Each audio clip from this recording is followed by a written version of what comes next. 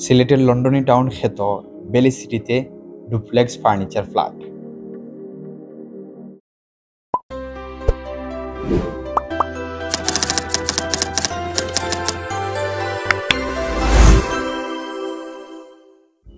আসসালামু আলাইকুম, নতুন একটি প্রোগ্রামে আপনাদের সবাইকে স্বাগত।